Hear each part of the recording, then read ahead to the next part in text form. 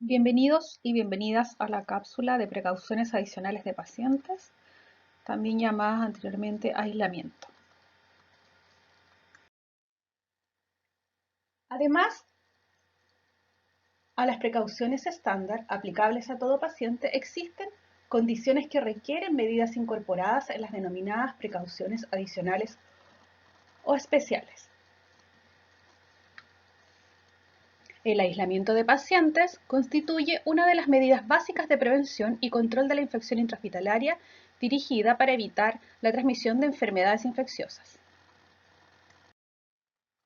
Los objetivos de las precauciones adicionales son interrumpir primero la cadena de transmisión de la enfermedad, prevenir riesgos de transmisión de infecciones entre un paciente y otro y entre el paciente y el equipo de salud, y además prevenir y controlar brotes. Los tipos de precauciones adicionales van a estar divididos de acuerdo a su mecanismo de transmisión. Es aquí donde vamos a encontrar, según eso, las precauciones por contacto, por vía aérea y precauciones por gotitas. Para establecer la necesidad de instalación de precauciones adicionales y cuál de ellas aplicar, se requiere conocer la sospecha o confirmación del diagnóstico de infección del paciente, el agente patógeno y su vía de transmisión, la historia natural de la enfermedad infecciosa y su periodo de contagio, también los procedimientos a analizar y los procedimientos a realizar en el paciente y cuáles son las medidas útiles para evitar la transmisión del agente infeccioso. Es importante partir con la definición de infección. Una infección es un estado de enfermedad resultante de la invasión y el crecimiento de microbios en el cuerpo. La infección es una amenaza importante para la salud y la seguridad. Si bien las infecciones menores se resuelven en un corto plazo de tiempo, algunas infecciones son graves y pueden causar la muerte. Las personas mayores y discapacitadas son los usuarios con mayor riesgo. Para que este patógeno pueda llegar al huésped susceptible, debe pasar por esta cadena de la infección. Primero vamos a identificar la fuente, ¿cierto?, al que referimos a algún patógeno. Y este patógeno necesita un lugar donde multiplicarse y crecer. Un reservorio puede ser un portador humano, también puede ser un animal, que son reservorios de microorganismos, pero que no desarrollan la infección. Sin embargo, estos portadores pueden transmitir los patógenos a otros. Y este patógeno, ¿cierto?, que vive en este reservorio, necesita una forma de salir. Y las vías de salida, ¿cierto?, a través de esta puerta de salida, son la vía respiratoria, la vía gastrointestinal, las lesiones de la piel y la sangre. Una vez que salen, necesitan también un método de transmisión. Este patógeno se transmite, ¿cierto?, de un huésped a otro. Y para ello necesita una puerta de entrada que corresponden a las mismas vías de esta puerta de salida, ¿cierto? Las vías respiratorias, gastrointestinales, urinarias, reproductivas, las lesiones de la piel y la sangre. Y para que este microbio sea transmitido, necesita un huésped donde pueda crecer y multiplicarse. Y este es el huésped susceptible. Los huéspedes susceptibles tienen riesgo de desarrollar la infección. Incluyen personas que son muy jóvenes o mayores, personas que están enfermas, que se han expuesto al patógeno, por ejemplo, pacientes trasplantados, pacientes en tratamiento con quimioterapia o pacientes portadores de VIH, donde sus defensas están bajas. Para poder disminuir la posibilidad de infecciones asociadas a la atención en salud, es importante que las instituciones hospitalarias realicen una serie de medidas de control, las cuales pueden estar instauradas en protocolos en cada una de las unidades del hospital. Algunas de las medidas de control adoptadas, ¿cierto?, son protocolos acerca de la importancia del lavado de manos, el manejo y eliminación del material cortopunzante, la utilización de métodos de barrera dependiendo el tipo de aislamiento o el tipo de atención que se va a brindar, los cuidados en los artículos para la alimentación, sobre todo en usuarios que están en aislamiento, y protocolos también que tienen que ver, por ejemplo, con el traslado de muestras clínicas donde se manejan fluidos de alto riesgo. De acuerdo a la vía de transmisión, vamos a hablar primero acerca de la transmisión por contacto. Primero decir que es la forma de transmisión más frecuente y se diferencian dos tipos. El contacto directo, que es cuando los microorganismos infectantes pasan del reservorio a la persona susceptible sin que intermedie ningún elemento adicional en la transmisión. Y el contacto indirecto, en que la persona susceptible, ¿cierto?, el hospedero, adquiere el microorganismo infectante a través de un intermediario, que puede ser un elemento inanimado, el personal de salud u otro paciente. El objetivo general de las precauciones por contacto es reducir el riesgo de transmisión de microorganismos patógenos que se traspasan a través de uno de estos contactos, ya sea directo o indirecto. Dentro de los microorganismos que tienen como vía de transmisión de contacto podemos encontrar el rotavirus, el Clostridium difficile, el impétigo, el cólera, la hepatitis A, infecciones de la piel y heridas, abscesos, varicela y algunos microorganismos multiresistentes.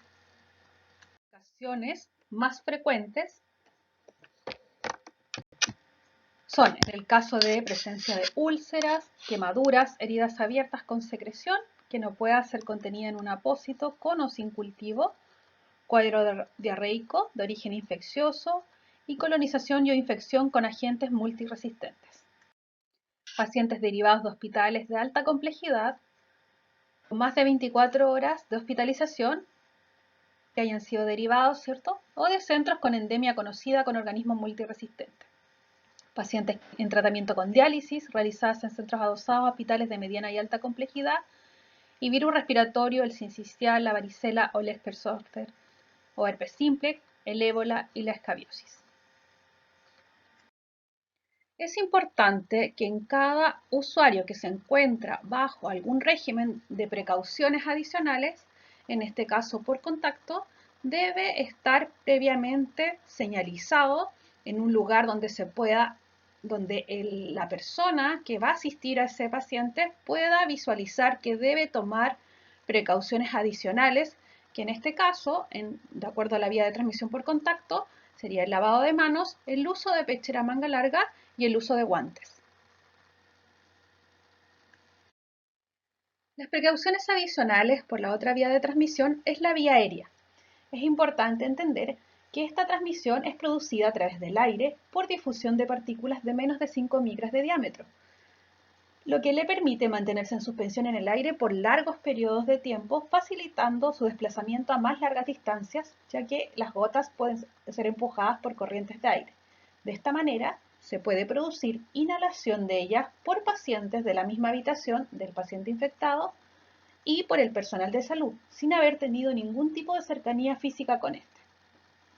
Estos núcleos de gotas pueden ser transmitidos por tos, por el estornudo de pacientes infectados y también en la realización de procedimientos clínicos como la intubación traqueal, la traqueostomía, la ventilación no invasiva, la ventilación mecánica, la aspiración de vía aérea. Algunos de los microorganismos transmitidos por esta vía son el Mycobacterium tuberculosis, el virus del sarampión, la varicela, el herpes zoster diseminado y el virus del sarampión.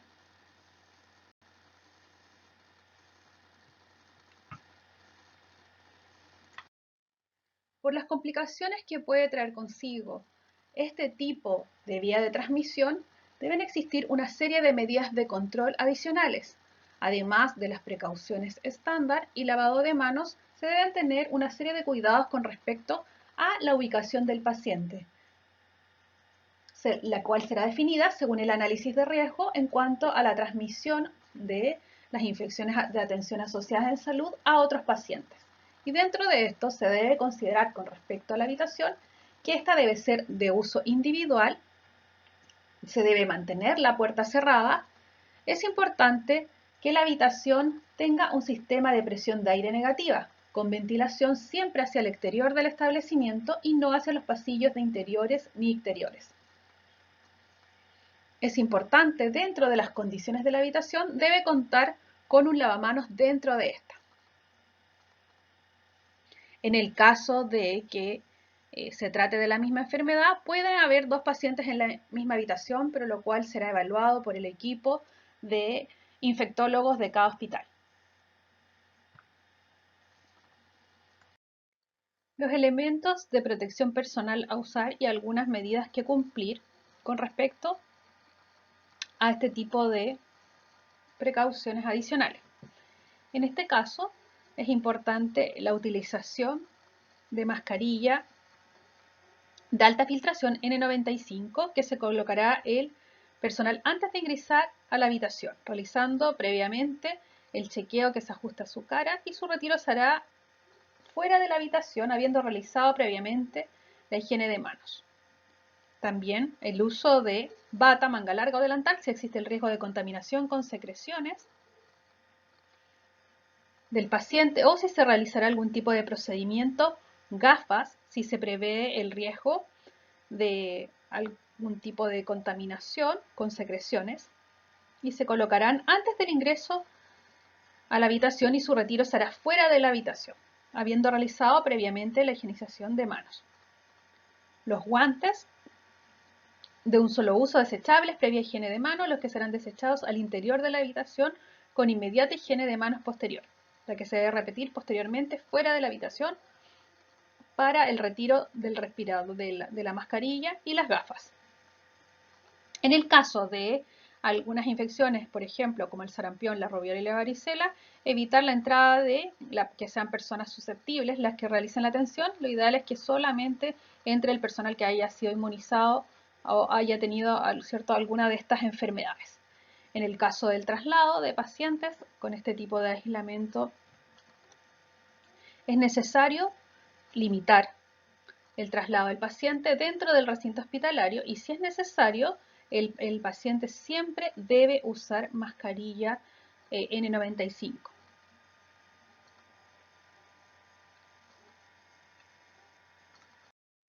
Es importante, tal como lo señalamos anteriormente, que fuera de la habitación, en un lugar visible hacia el exterior, esté la señalética adecuada en caso de las precauciones adicionales respiratorias. En este caso es importante que exista una higiene de manos, la mascarilla, ¿cierto? Y los elementos de protección personal necesarios, dependiendo del caso, antes de entrar a la unidad y mantener la puerta cerrada. Otro tipo de vía de transmisión es la vía de transmisión a través de las gotas, ¿ya? La existencia de gotas respiratorias de dimensiones que fluctúan entre los 5 y 100 micras de diámetro y se expelen al toser, hablar o estornudar. Y este permite que éstas contengan microorganismos que estén produciendo una infección o estén colonizando la orofaringe de una persona y puedan transmitirla a quien esté en su entorno inmediato descrito a 1 metro o menos. Por su tamaño solo se mantienen breves segundos en suspensión en el aire y luego caen a las superficies cercanas generando contaminación transitoria en estas dependiendo del periodo de supervivencia del microorganismo en el ambiente. ¿Ya? Por ejemplo, acá tenemos el virus influenza, el meningococo, la rubiola y el coronavirus. Dentro de las medidas de control por precaución por gotitas, es importante considerar la separación de camas y cunas en más de 1 metro, el uso de mascarilla quirúrgica, gafas o lentes o protectores faciales en el radio de 1 metro y en el caso de que el paciente debe trasladarse, debe usar mascarilla tanto el paciente como el personal de la salud que realiza el traslado.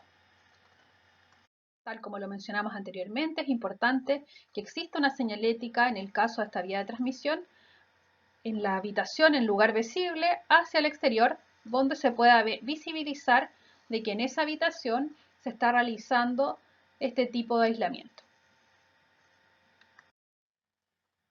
Las precauciones adicionales en el aislamiento en corte es la separación de 2 o más pacientes con una misma patología o agente infeccioso de los huéspedes susceptibles. La presencia de múltiples pacientes portando el mismo tipo de infección y un mismo agente conduce a la generación de este tipo de aislamiento para optimizar recursos y concentrar esfuerzos de trabajo en un área específica con mayor costo-efectividad de las intervenciones.